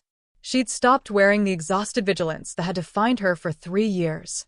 She still watched the windows, still noticed cars that passed too slowly, still kept her phone charged and close. But she'd stopped running. She handed Leonid a mug and sat on the couch, watching her family build fortresses on the living room floor. They've been up since 6, she said. I heard. You should have woken me. You're supposed to be resting your shoulder. My shoulder's fine. And they're my sons. I can handle morning duty. Carla smiled, the real smile. Not the careful one. You're getting good at this. I have an excellent teacher. The domesticity of the moment would have been impossible to imagine 4 months ago. Leonid Zaitsev, who'd commanded empires and ended lives with phone calls, now spent his mornings building block fortresses and drinking coffee in comfortable silence. And he'd never been happier. Later that morning, the dock. Leonid sat on the end of the wooden dock, his feet dangling over the water, while Alexei and Dmitry threw rocks into the lake. Carla sat beside him, her shoulder touching his, comfortable with proximity in a way that had taken weeks to rebuild.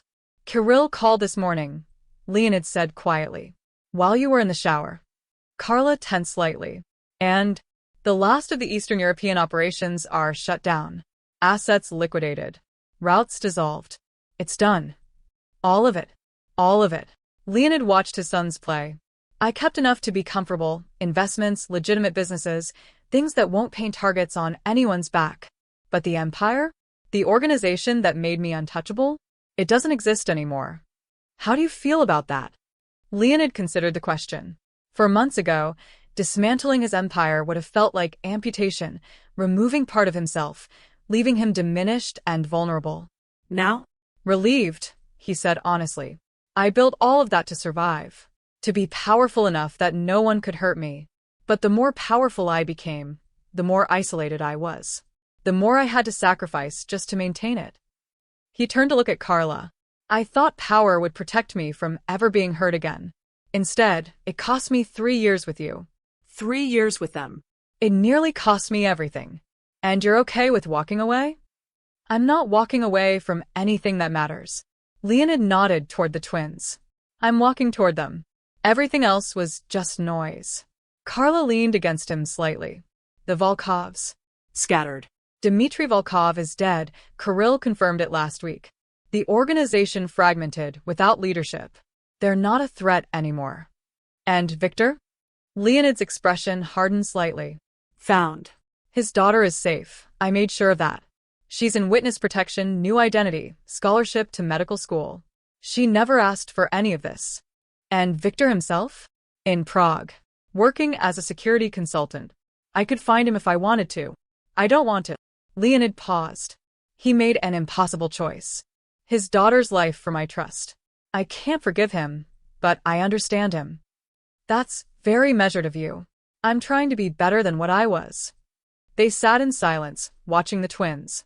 Alexei had found a particularly flat rock and was trying to teach Dmitry how to skip it. Dmitry's rock plunked straight down. He laughed anyway.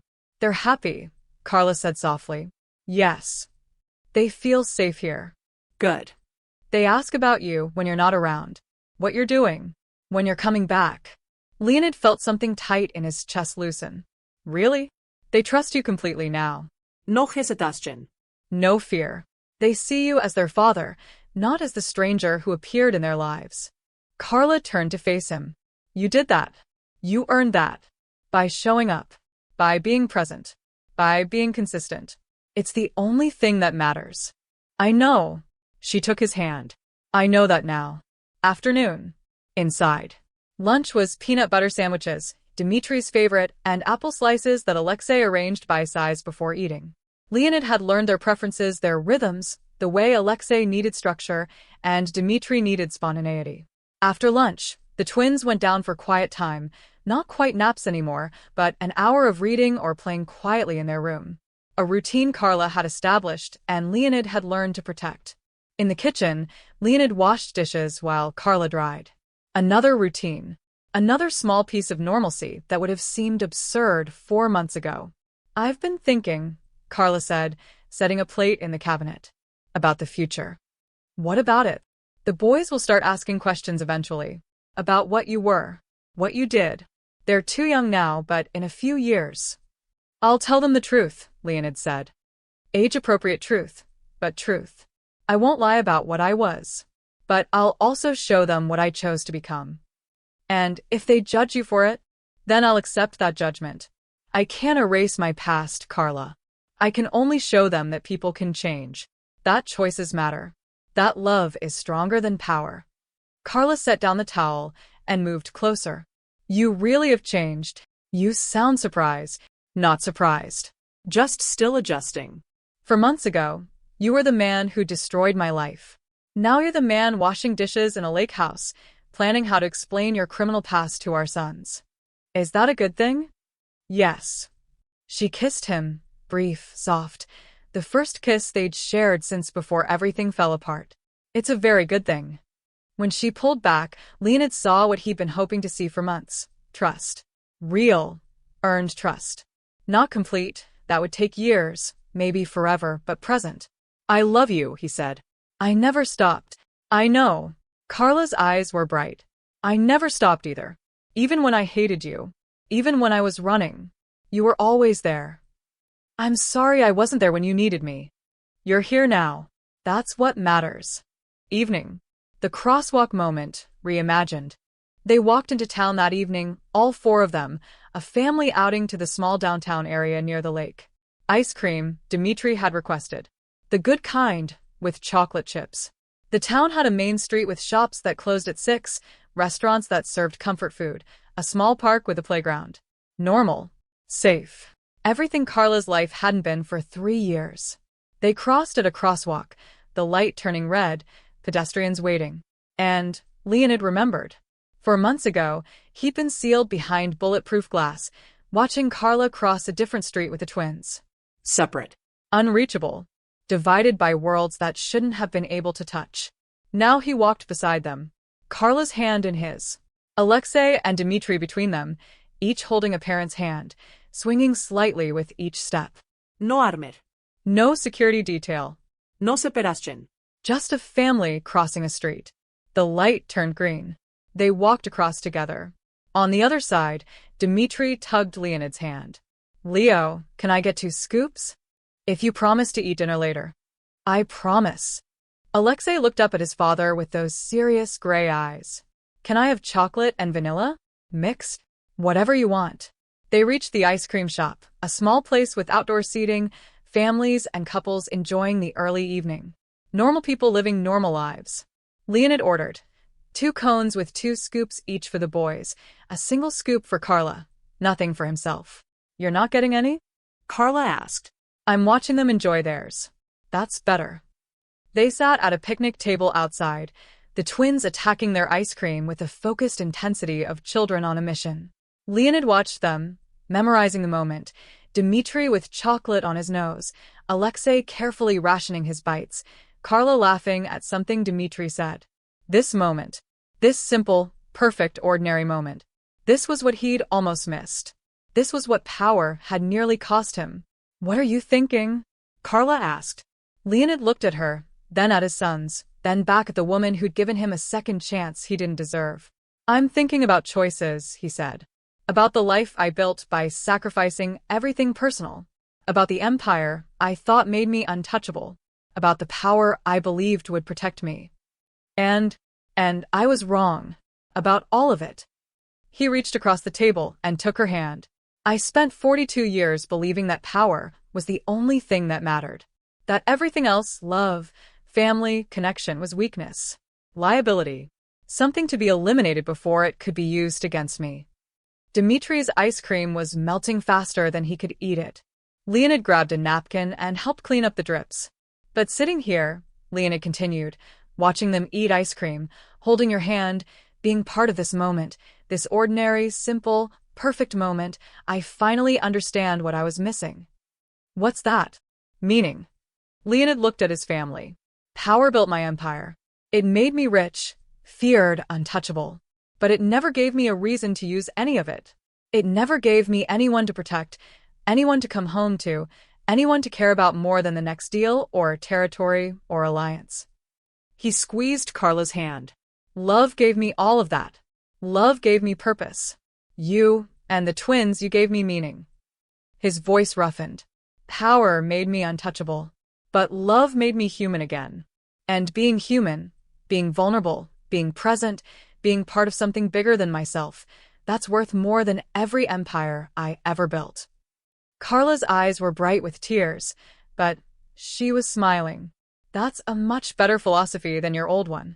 I'm a slow learner, but I get there eventually. Alexei finished his ice cream and looked up. Can we go to the playground? Yes, Carla said. But wash your hands first. The twins ran to the outdoor sink, helping each other reach the faucet. Then they ran toward the small playground across the street, their laughter carrying on the evening air. Leonid and Carla followed, walking slowly, hand in hand. You know this won't always be easy, Carla said. There will be hard days. Questions. Challenges. The past will come up. I know. And I'll have moments where I doubt you. Where I expect you to leave. Where I'm waiting for the other shoe to drop. I know that too. But you're staying anyway. I'm staying anyway. Leonid stopped walking and turned to face her. I chose this life, Carla. I chose you. I chose them. And I'll keep choosing you. Every single day, for as long as you'll let me. She kissed him again, longer this time, while their sons played in the background and the sun set over the small town where they'd built something impossible. A family. A future. A life worth living. When they finally pulled apart, Alexei was calling for them from the top of the slide. Watch me, he shouted. We're watching, they called back together. And they did watch, 2 parents standing side by side, holding hands, watching their sons play in the fading light. Not behind glass. Not separated by wealth or power or fear. Just present. Together. Exactly where they were meant to be. Later that night, the lake house. The twins were asleep in their room, exhausted from ice cream and playground time, and Leonid stood on the dock again, looking out at the dark water, reflecting the moon. Carla joined him, wrapping a blanket around both their shoulders. "What are you thinking about?" she asked. "Everything. Nothing." He put his arm around her. 3 years ago, I thought I'd lost you forever. Thought you were dead or gone or had chosen to leave because of what I was. And now I understand that I didn't lose you. I drove you away by building a world where love couldn't survive. By creating a system so cold and efficient that it eliminated you as a threat before I even knew what was happening. You can't keep blaming yourself for that. I'm not blaming myself. I'm acknowledging it. There's a difference. Leonid pulled her closer. I built an empire on the principle that nothing personal could survive power. And I was right. In that world, nothing personal could survive. So I had to leave that world behind. I had to dismantle the empire, walk away from the power, become someone different. And, do you miss it? The power? Leonid thought about his old life. The penthouse. The respect. The fear. The absolute control over everything except the things that actually mattered. "No," he said simply. "I don't miss it at all." They stood in comfortable silence, watching moonlight dance on water, listening to the sounds of night. "Thank you," Leonid said quietly. "For what?" "For giving me a second chance. For letting me meet them. For letting me prove that I could change. For building this life with me. You earned it. By showing up. By staying. By taking a bullet without hesitation." Carla leaned against him. "By learning to cook mac and cheese badly and building block fortresses and being present for every single day since." "That's the easy part. Is it?" Yes. "Because this," he gestured at the house where their son slept, at the life they'd built. "This is what I was missing my entire life. This is what all that power and control and fear was supposed to protect. But I never had anything worth protecting until now." Carla turned to face him. "I love you, Leonid Zaitsev. Even though it terrifies me. Even though part of me is still waiting for it to fall apart. I love you. I love you too. And it won't fall apart. Not this time. Because I finally understand what matters." "What matters?" Leonid looked back at the house, at the small, imperfect, beautiful life they'd built together from wreckage and second chances. "This," he said. "Only this." They went inside together, locking the door behind them, and Leonid did one final check, a habit he couldn't quite break, making sure the windows were secure, the boys were sleeping peacefully, that his family was safe. Then he joined Carla in their bedroom, a concept that still felt new and precious, and held her as they fell asleep. And for the first time in 42 years, Leonid Zaitsev slept without nightmares. Because he finally had something worth waking up for. Power had built his empire, made him untouchable, given him everything money could buy. But love, messy, complicated, terrifying love, had finally given it all meaning. And that made all the difference.